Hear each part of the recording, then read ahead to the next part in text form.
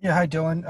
Can you just take us through just what happened with your injury and just how you feel, how you're doing, what the prognosis is going forward, everything, when you expect to start, your off-season stuff and just if you'll be ready for the start of the season.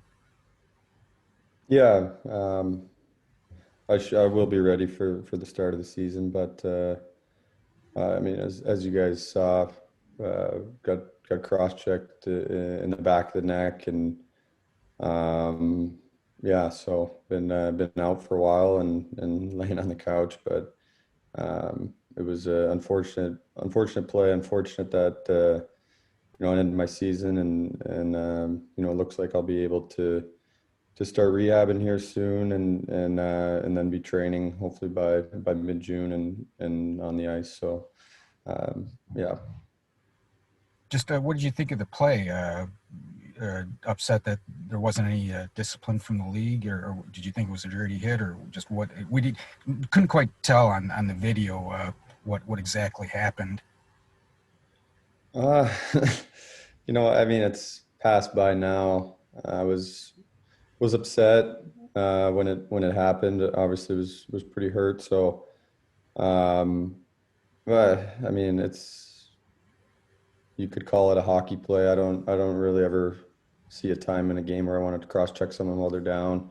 You have certain guys that do that off faceoffs, and I know you saw Pavelski in the playoffs there when he got tripped up and with Eakin, I think it was, and a couple of playoffs when he was playing for San Jose, and the league talked about focusing on that on faceoffs, and because there's a lot of things that happen, and guys are vulnerable, but I'm not disappointed or anything. I just have to be uh, careful and use it as a learning experience that you got to protect yourself even on faceoffs and in different parts of the game. What were the weeks that followed like for you as far as uh, pain or just I mean, what was it like just dealing with the injury? Yeah, I spent a couple nights in the hospital, and uh, that wasn't fun. But came back home and was on the couch, and so it was as part of the game, as part of what we do, what we sign up for. So um, just take it day by day, I guess. And I'm feeling a lot better. After the first couple weeks, moving around and feeling a lot better. So the good news, I don't have to have surgery. I just have to rest and let it heal, and I'll be ready to go for next year. Thanks, Dylan. Yep, thanks. Next question, Helene St. James, Detroit Free Press. Hi, Dylan. Did you have to wear a halo there? I mean, you weren't able to drive for a while. Is that correct? Yeah, no, I didn't have to wear a halo. I was in a neck brace. It's actually one of my first times out of the neck brace. So, um, but yeah, just a neck brace. So are you able now to like drive or enjoy the good weather with a game of golf yet? Or, uh, No, I'm able to drive, but not able to golf, not able to swing a club. So, Steve was talking about yesterday the season you had and the conversations you and he have had about the importance of being, the best 200-foot player you can be. How much does a conversation like that mean to you coming from a guy like Steve, who I'm sure what he went through as a player to become the 200-foot player, and just a guy of a Hall of Famer like that. yeah, it's huge. It's coming from a guy like him and someone that's won and so well respected.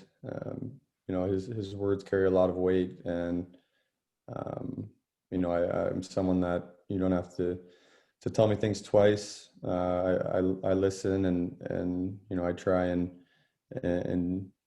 bring it into my game, and I try and do it in my own way, I guess. And it's something I'm still working on, something that I think once we get more pieces, more of these young guys that that are great defensive players, great offensive players. It's just going to help. It's going to help make my job easier, and I can really focus on that. But it's something I continue to work on every day. Just one more thing. What have you heard or seen about Moritz Seider, and how excited are you to see what he potentially can bring to you guys' lineup next season? Yeah, I was, I follow him and, his stats and, I know he had a little bit of an injury there this year, but he had a great year. I saw today he was named SHL Defenseman of the Year. So congratulations to him. It's an incredible honor. And I haven't seen him play too much. I see him play live in training camp last year, and he has that confidence about him, that quiet confidence. And as a young player coming to the league, it's huge to have that. It's huge to believe in yourself, not in an arrogant way, but believe and know that you can come in and help the team. And I know he believes that. So we're all hoping that he can come in and do that. Just have to ask, is that a professional shot of your dog over your right shoulder? That's our old family dog, Maggie. Okay. Thanks a lot, Dylan. Thanks. Next up, Max Boltman with The Athletic. Hey, Dylan, I just wanted to ask, was it always clear that the injury was going to resolve itself without surgery, or what was that kind of like mentally? Obviously the neck's not the arm. Yeah, it's a tough question, I guess. You hope, right? You hope you don't have to go for surgery, and I believe what the doctors are telling me, and believe in the plan. So right now, the most important thing is resting and letting it heal. So I really do believe I got pretty lucky, and I don't have to have surgery. So just how I feel now, and what the doctors are telling me. What have you been watching as we've been on the couch? Just all playoffs, or you got any shows you're binging? Yeah, I've watched a lot of playoff hockey. A lot of soccer. A lot of time with the dog. So just just hanging out. Yeah. As you reflect on kind of your season, what stands out in your mind? Anything that you think went particularly well for you guys, or you as an individual, or anything you'd really like to spend some time on this off season? You know what? At first, as a team, I thought, we battled. We battled. After every tough loss, I would talk to you guys, and I can't think many times, I could even call out the lack of compete and us caring. We cared a lot. We played hard.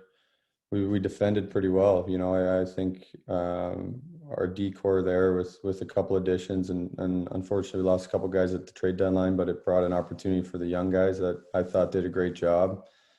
I thought those additions helped a ton, and were great pieces. So it's coming. We look at where we were in the standings. If you take the 8 games there when we missed all of our guys for COVID, you take that out and give us a healthy lineup. I think our record could look even better. So there's a lot of positives, and on behalf of myself, it was a little bit of a disappointing year, but I played through a lot of things and a lot of injuries, and lost Tyler there early in the season, and someone I kind of count on when things aren't going well personally, and you don't have confidence having him there. He plays a simple game. It's huge. It's huge to have him as a line mate. So missed him, and it seemed like every time I started getting some chemistry with the guy,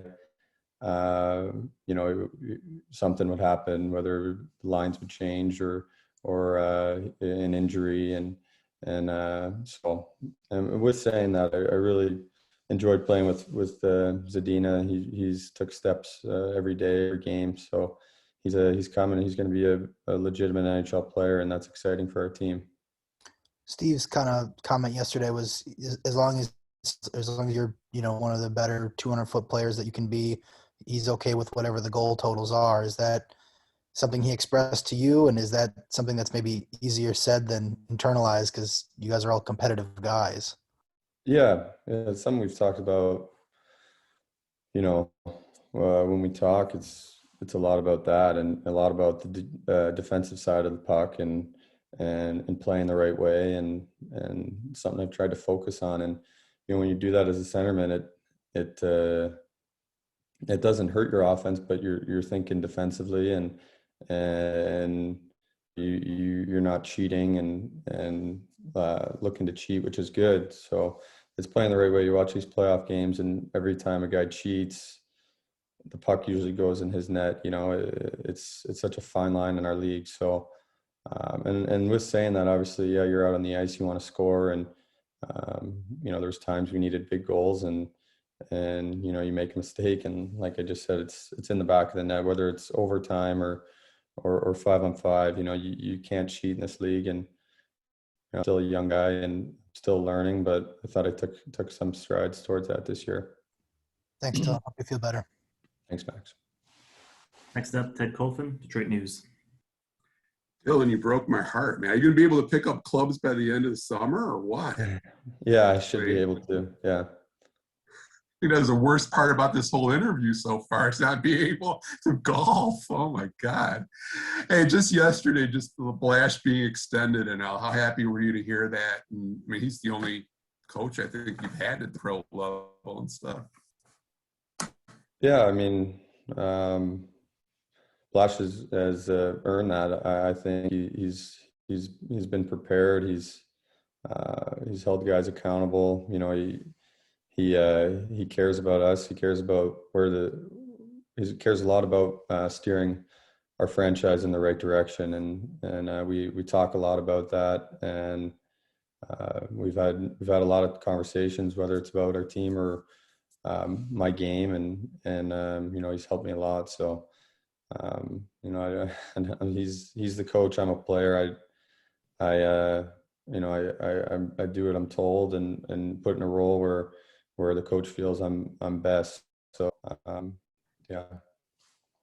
You definitely think you guys took another step forward this year? You guys are like a little closer to being the type of team that you want to be?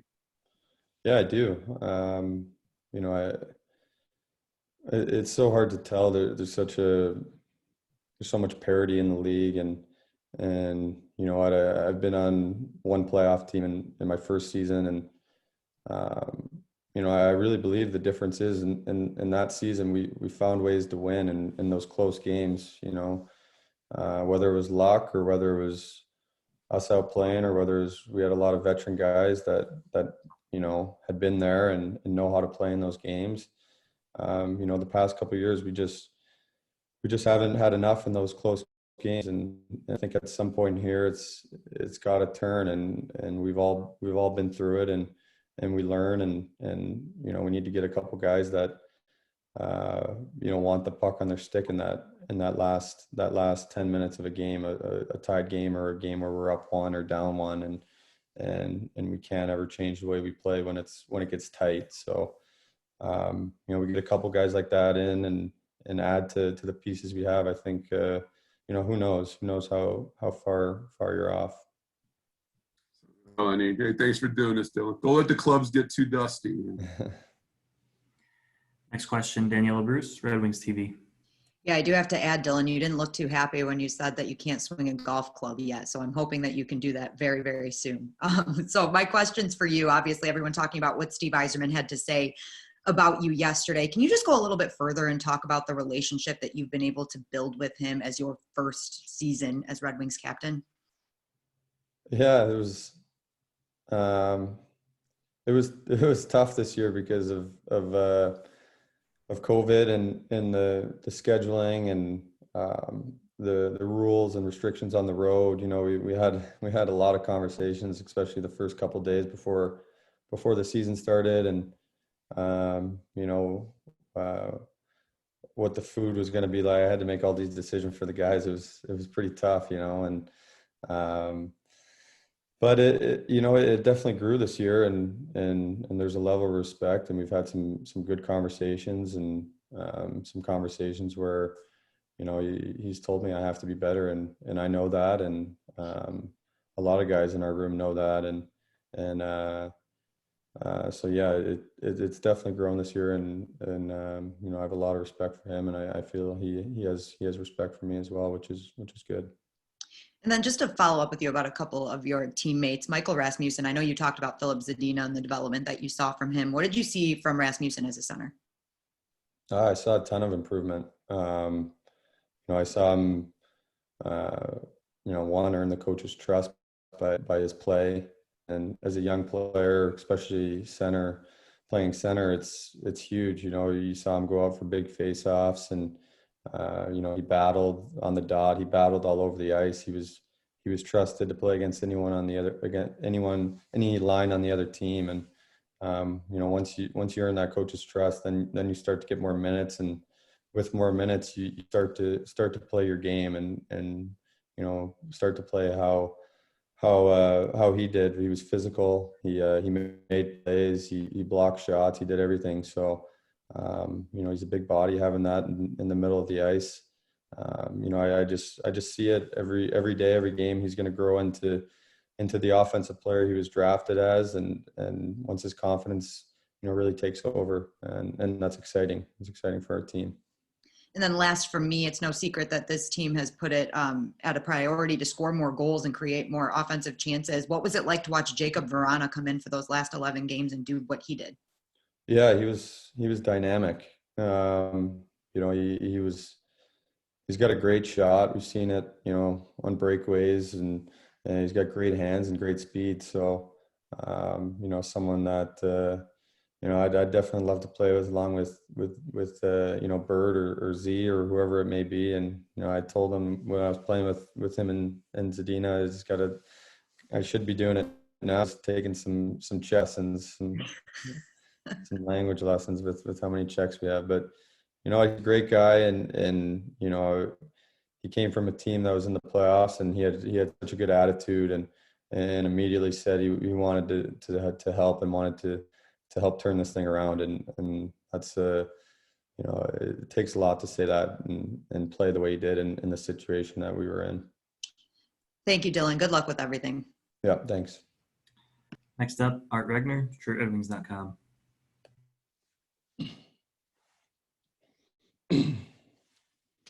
There we go. You think I know the mute button by now.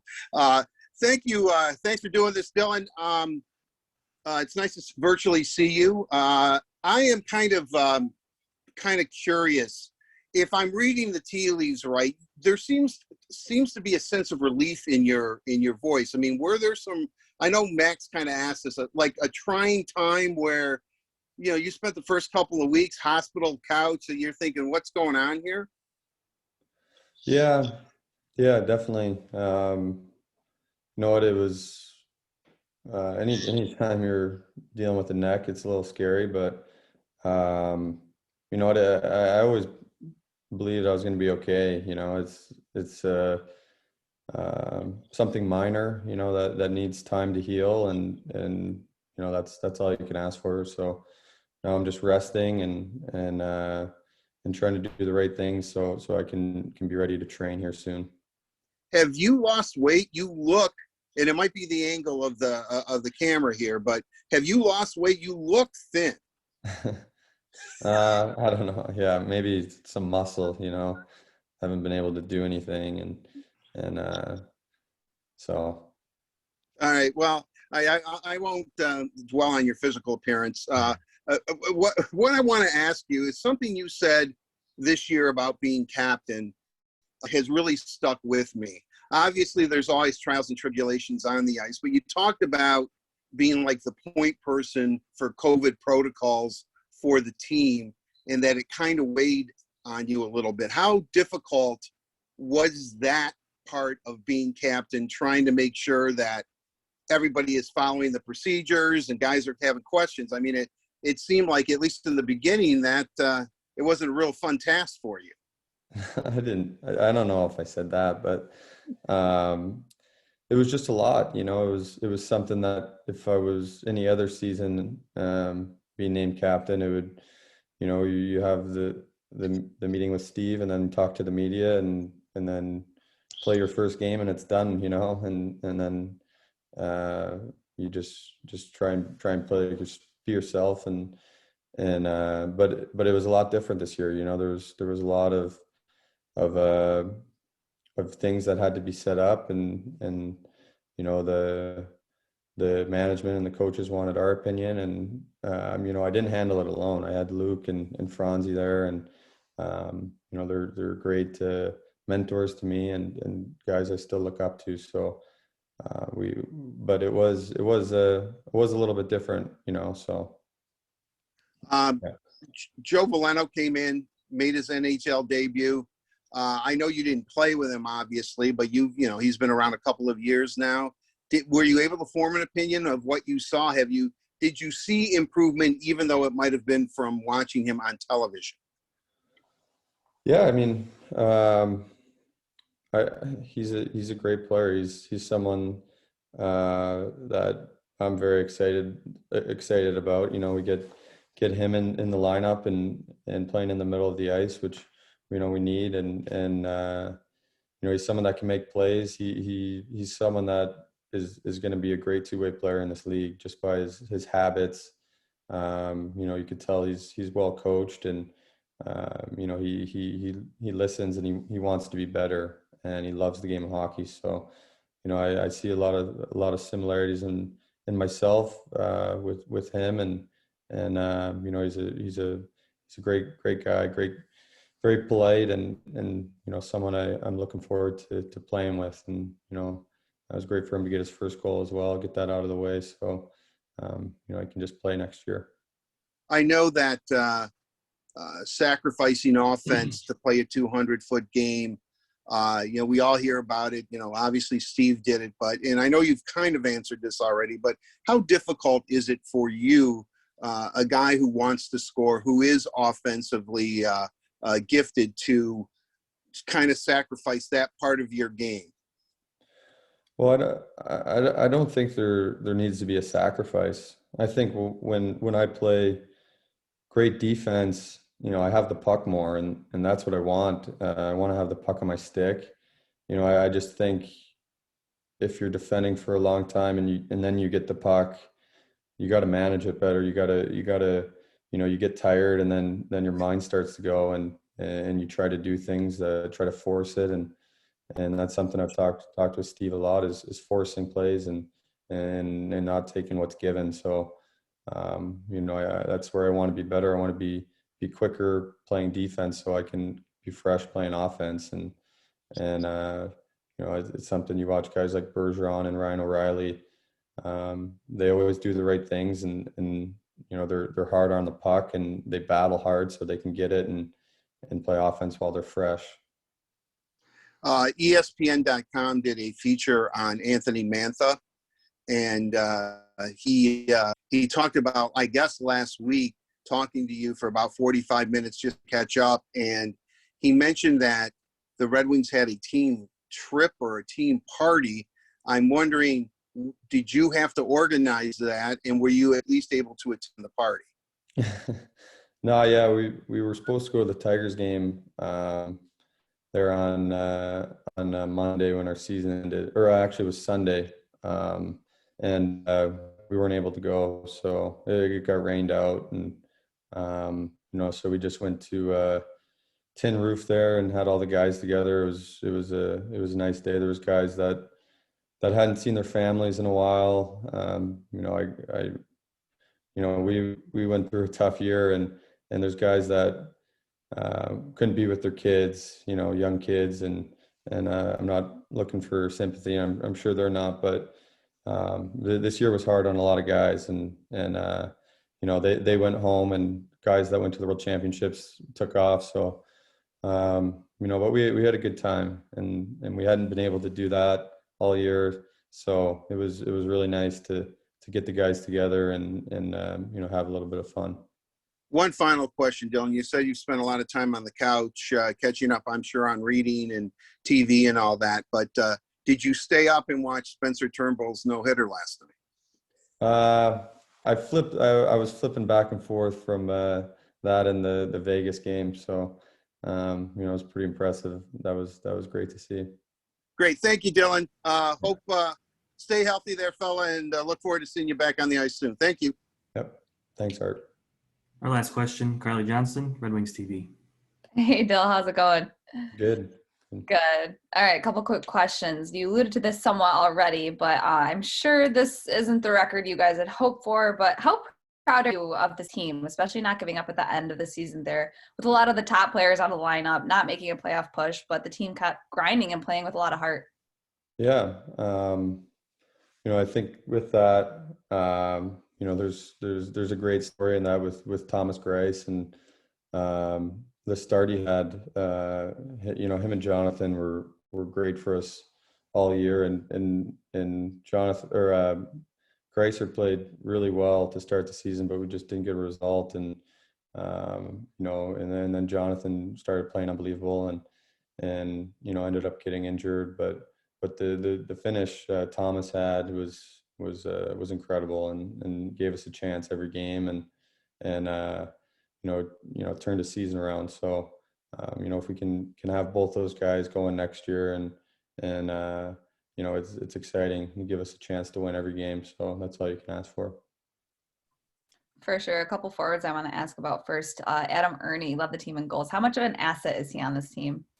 Yeah, he plays the right way. I've said that a lot this year, and him, Glennie, and Helmer had an identity to their line. They played hard. They were physical.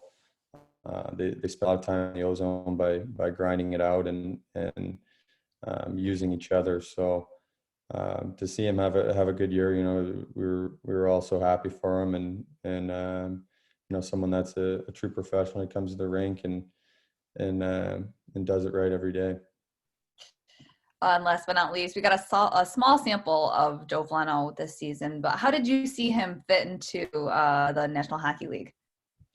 I don't think he looked out of place at all. And I know he's played in Grand Rapids and then played in the SHL this year. So he has pro experience, but I think he skates so well, and he's a pretty big body and has great hands. So he can skate with the puck. He can pass the puck. He's someone that as he gains confidence and feels more comfortable, he's gonna shine in this league for sure. Awesome. Thanks so much, Dylan. Feel better, and congrats on the Yeah. Ken Clancy nomination. Yep. Thank you. It looks like that's all the questions we have for Dylan. Thanks to everyone for joining us today. I'd just like to thank everyone. I know it's a tough year with not being in the locker room, and we miss you guys in there. So hopefully next year we can get back to a little bit normal, and you guys' jobs are very difficult from afar. So thank you, and see you next year. Thanks, Thank you. Dylan. Yep. Thanks. Dylan. Thank you. Thank you, Dylan. Appreciate it.